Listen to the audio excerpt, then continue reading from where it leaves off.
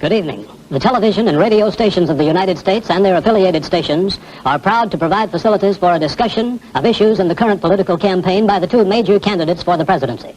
The candidates need no introduction. The Republican candidate, Vice President Richard M. Nixon, and the Democratic candidate, Senator John F. Kennedy. According to rules set by the candidates themselves, each man shall make an opening statement of approximately 8 minutes duration and a closing statement of approximately 3 minutes duration. In between, the candidates will answer or comment upon answers to questions put by a panel of correspondents. Nice to see every seat is filled. There was some question whether we'd have enough interest for tonight, but I guess we've taken care of that. Mrs. Trump, President Clinton, good to see you. Good to see everyone. That thud you heard backstage was the sound of my knees buckling when Frank mentioned a potential audience of 100 million. But it's just us tonight. And in a moment, it'll just be the three of us and hopefully just the two of them. That's what it's all about. As you can imagine, this is not an easy job, so I'm going to ask your help tonight. You heard the admonition. If you could please refrain from clapping and booing or reacting in any audible way, that would make my job a lot easier. And I know the American public would appreciate it because we really want to hear what they have to say tonight. And I'm happy to be the one facilitating that conversation. So what's going to follow are some awkward moments of silence. I'm going to take my seat here in my office for the evening, and I'll give you a 1-minute warning when we're about to come up on the air. And then no fancy lights or musical opens. We just go to it. So thank you for being here. I hope you enjoy the debate. The things that Senator Kennedy has said, many of us can agree with. May I indicate that Senator Kennedy and I are not in disagreement as to the aim. We both want to help the old people. We want to see that they do have adequate medical care.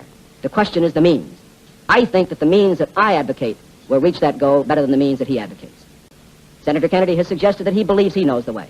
I respect the sincerity with which he makes that suggestion. You're wrong. You're wrong. No. Wrong. That is absolutely wrong. Proved over and over again. Wrong. Actually, I have a feeling that by the end of this evening, I'm going to be blamed for everything. Just join the debate by saying more crazy things.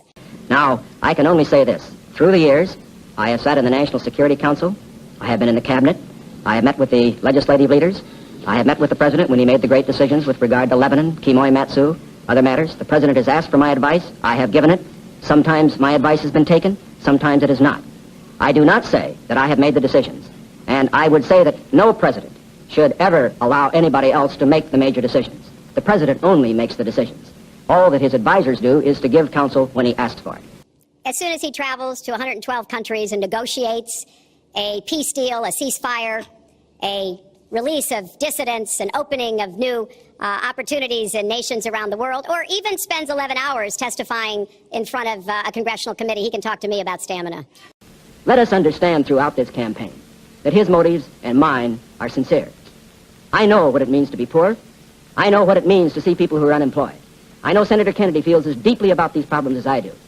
But our disagreement is not about the goals for America, but only about the means to reach those goals. Let me tell you. Hillary has experience, but it's bad experience. We have made so many bad deals during the last... So she's got experience, that I agree, but it's bad experience. We discussed tonight domestic issues, but I would not want that to be any implication to be given that this does not involve directly our struggle with Mr. Khrushchev for survival. Mr. Khrushchev is in New York, and he maintains the communist offensive throughout the world because of the productive power of the Soviet Union itself. The Chinese communists have always had a large population, but they are important and dangerous now because they are mounting a major effort within their own country. The kind of country we have here, the kind of society we have, the kind of strength we build in the United States will be the defense of freedom.